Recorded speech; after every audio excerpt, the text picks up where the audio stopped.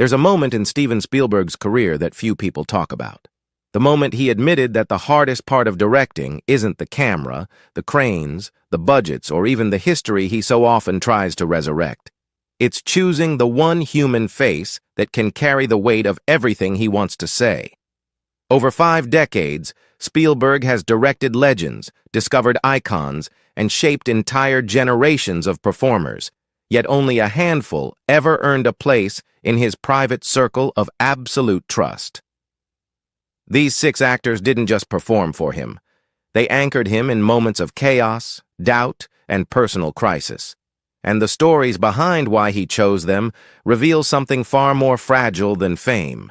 They reveal what happens when the most powerful director in Hollywood admits he cannot create greatness alone. Tom Hanks, The Moral Center. When Steven Spielberg first worked with Tom Hanks on Saving Private Ryan in 1997, he wasn't just hiring a star, he was choosing someone to shoulder a story he feared might collapse under its own emotional weight. The horrors of World War II were not easy to revisit, and Spielberg later admitted that Hanks's presence gave the production its compass. Tom has this extraordinary ability to embody the moral center of any story. He said during the Bridge of Spies press tour, "He's our modern Jimmy Stewart." What he meant was simple. Hanks could make goodness believable without turning it into a performance. Their bond deepened quickly. Spielberg discovered that Hanks worked with a restraint few actors possessed. No ego, no theatrics, no demands. On Saving Private Ryan, Spielberg often gave him nothing more than a nod or a whisper. Hanks understood immediately, building a character defined not by heroism, but exhaustion, fear, and reluctant responsibility. The film earned Spielberg his 2nd Academy Award for directing, and Hanks once again proved why Spielberg returned to him for Catch Me If You Can, The Terminal, Bridge of Spies, and The Post. Over the years, Spielberg began writing scenes with Hanks already in mind. He said that when a page felt unstable or emotionally unclear, he would simply tell Hanks the destination instead of the route, and Hanks always found the path. Their trust was so complete that when Hanks was diagnosed with COVID-19 in 2020, Spielberg was among the first to call him. They rarely speak publicly about their friendship, but colleagues remark on how quiet and intuitive their connection is. Spielberg once confessed, "Some directors spend their careers searching for their perfect actor. I'm fortunate to have found mine." It wasn't flattery. It was the truth of a director who knew that without Tom Hanks, several of his most human stories would have collapsed under their own ambition. Harrison Ford. The soul of adventure. To understand why Harrison Ford holds such a sacred place in Steven Spielberg's heart, you have to go back to 1981, back to a desert set, a battered hat, a coiled whip, and a director who privately feared he had chosen the wrong man for the job. George Lucas initially resisted the idea of casting Ford, worried he might repeat the dynamic from Star Wars, but Spielberg insisted, saying he saw something Lucas didn't. A quiet toughness, a reluctant humor, a realism buried beneath Ford's understated delivery. And when the camera rolled on Raiders of the Lost Ark, Spielberg realized he had found the face that would define modern adventure. Spielberg once said, "Harrison brought something to Indiana Jones that wasn't on the page. He made heroism feel reluctant, and that's what made it believable." Ford didn't play a fearless action star. He played a man who got tired, frustrated, bruised, and still pushed forward. The truck chase sequence, now considered one of the greatest action scenes in history, was performed almost entirely by Ford himself. Spielberg later admitted that knowing Ford was physically present in those moments changed the emotional impact of the film. His willingness to risk himself gave the audience a stake in the story that no stunt double could match. Their partnership stretched across 4 more decades: Temple of Doom, The Last Crusade, Kingdom of the Crystal Skull, and The Dial of Destiny. But Spielberg's admiration went deeper than stunts or box office returns. Ford had an instinctive understanding of how the camera reads honesty. He didn't overplay scenes, didn't chase spotlight, didn't fill silence with theatrics. Spielberg often said Ford had the rare ability to hold the center of a frame without doing anything at all. The quiet loyalty between them also shaped Spielberg's personal life. When he cast Kate Capshaw in Temple of Doom, it was Ford who first reassured him that she was the right choice, a decision that led to Spielberg marrying her in 1991. "I owe Harrison a great personal debt," Spielberg once admitted. Ford may be known worldwide as Indiana Jones, but to Spielberg, he was something more, a stabilizing force, a collaborator who never wavered, and the man who turned adventure itself into something human, flawed, and unforgettable. Daniel Day-Lewis, the total immersive actor. If working with Tom Hanks gave Steven Spielberg stability, then working with Daniel Day-Lewis in Lincoln, 2012, gave him something far rarer: fear, not fear of failure, but fear of witnessing a performance so complete, so overwhelming, that even a director of Spielberg's stature felt the need to step back. Spielberg later admitted, "I didn't direct him, I just witnessed him," and he meant every word. Day-Lewis prepared for the role for a full year. He read more than 100 books on Abraham Lincoln, studied contemporary diaries, worked with voice experts to recreate the president's famously high, reedy tone, and learned Lincoln's handwriting with his non-dominant hand long before cameras rolled. The transformation was already underway. And when he finally stepped onto the set, Spielberg insisted everyone address him as Mr. President, not as a gimmick, but because calling him anything else felt wrong. What shook Spielberg most was Day-Lewis's physical precision. He didn't just mimic Lincoln's posture or gait. He embodied the accumulated weight of a man carrying a nation at war. Spielberg recalled watching Day-Lewis drag his boots slightly across the floor in a way that suggested exhaustion rather than performance. And he felt chills. "There were moments," he said, "when I forgot we were making a movie." But Day-Lewis also pushed Spielberg creatively. The director known for control, planning, and emotional clarity suddenly stepped into unfamiliar territory: silence. Instead of directing scenes with his usual confidence, Spielberg found himself waiting for Day-Lewis to finish thinking, breathing, being. The actor's internal world was so rich that Spielberg feared interfering would break the illusion. The result was one of the most critically revered performances in modern cinema, earning Day-Lewis his third Academy Award for Best Actor. Spielberg never worked with him again, not because of conflict, but because lightning rarely strikes twice in the same lifetime. He even admitted to sending Day-Lewis several scripts before his retirement in 2017, hoping to recapture that brief magic. In Spielberg's long career, filled with icons and legends, only one actor ever made him feel like time itself was bending on set. That was Daniel Day-Lewis, an artist who turned a historical figure into a living presence, if only for a moment. Mark Rylance, the quiet magician. Most of Steven Spielberg's favorite actors entered his life early. Icons from the blockbuster era, legends he fought to cast, or stars whose reputations reached him decades before their first meeting. But Mark Rylance was different. When Spielberg cast him in Bridge of Spies, 2015, Rylance was already a giant in the theater world, yet largely unknown to mainstream movie audiences. What Spielberg discovered shocked him: a performer whose stillness held more power than most actors' loudest emotions. "Mark can convey entire paragraphs of thought without saying a word," Spielberg told The Guardian. It wasn't an exaggeration. Rylance's portrayal of Rudolf Abel, a Soviet spy facing execution, was built around tiny gestures, subtle shifts in posture, quiet pauses, and unreadable calm.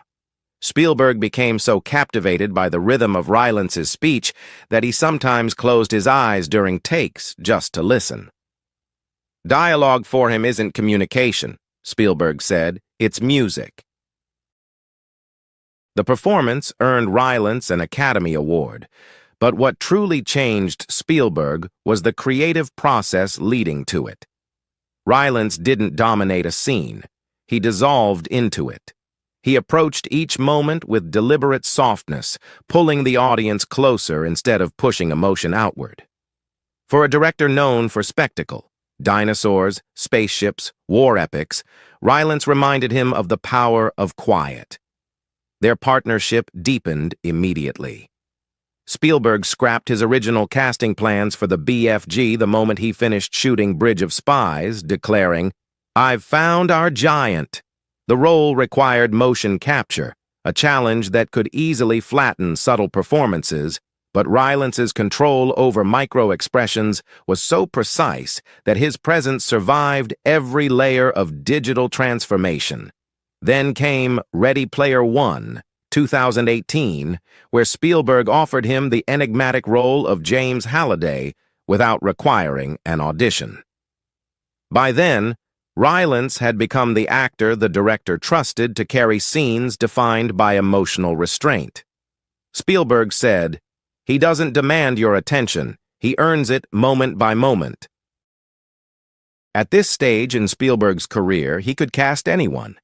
Yet again and again he returned to Rylance, not for star power, but for something far more rare, an actor who could amplify silence, stretch time, and make the smallest gesture feel monumental. In a world of noise, Mark Rylance gave Spielberg the gift of quiet, and Spielberg never forgot it. Leonardo DiCaprio, raw vulnerability. Among the hundreds of actors Steven Spielberg has worked with, Leonardo DiCaprio remains one of the few who changed his expectations after a single collaboration. Their work together on Catch Me If You Can, 2002, came at a strange moment in DiCaprio's career. He had just survived the chaos of Titanic. Carrying the weight of global superstardom at only 23, most directors still saw him as the romantic icon, the heartthrob plastered across teenage bedroom walls. But Spielberg saw something entirely different, a scalpel, not a symbol, precision, not vanity. What impressed Spielberg was DiCaprio's refusal to protect himself. In the role of Frank Abagnale Jr., a charming teenage con artist, DiCaprio could have leaned on charisma alone. Instead, he dug into the character's wounds, the abandonment, the desperation, the loneliness that fueled every lie Frank told. Spielberg remembered one moment clearly, the jailhouse phone call where Frank breaks down, begging his father for help. "It wasn't in the script," Spielberg said. "Leo fell apart because the character would have. He gave me emotional truth without worrying how it looked." Spielberg rarely praises actors in superlatives, but with DiCaprio he broke form, calling him one of the most fearless performers of his generation. Fearless because he allowed himself to be fragile. Fearless because he allowed himself to fail.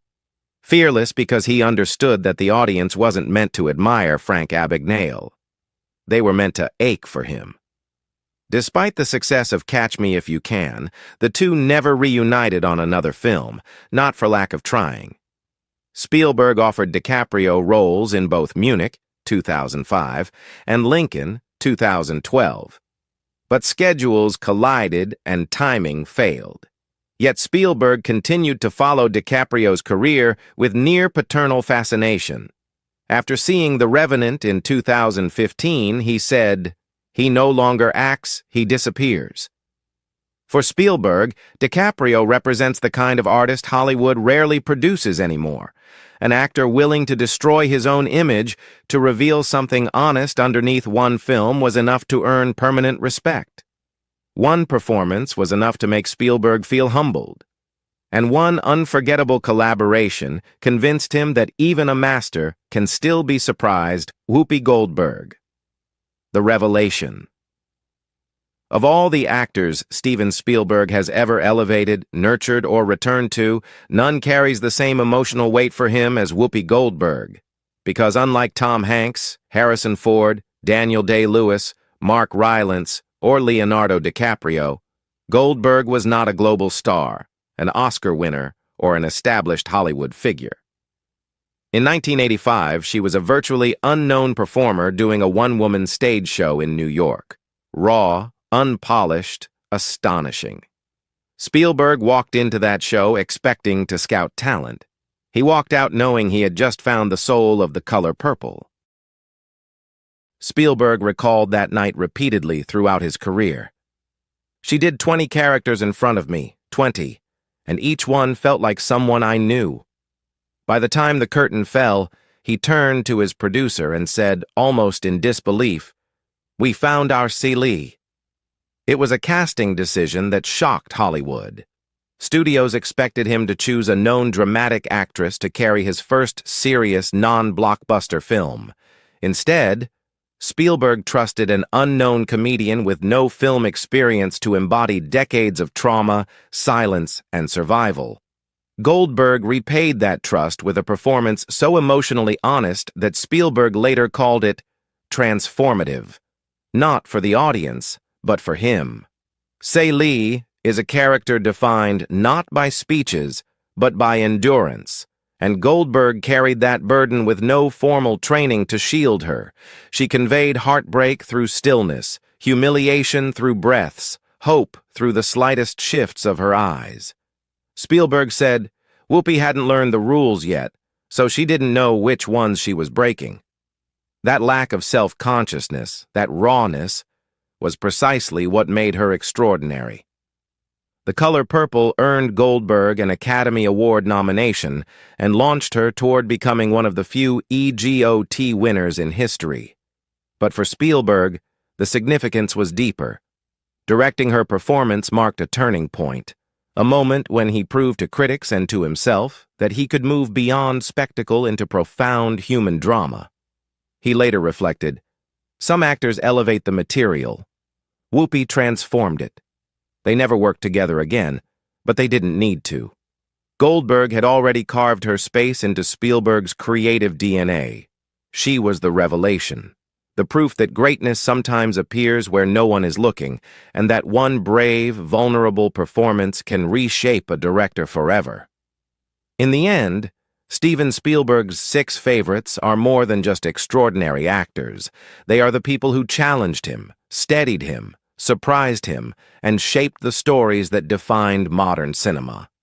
Their performances live on, not because of fame, but because they carried pieces of Spielberg's own heart. Now it's your turn.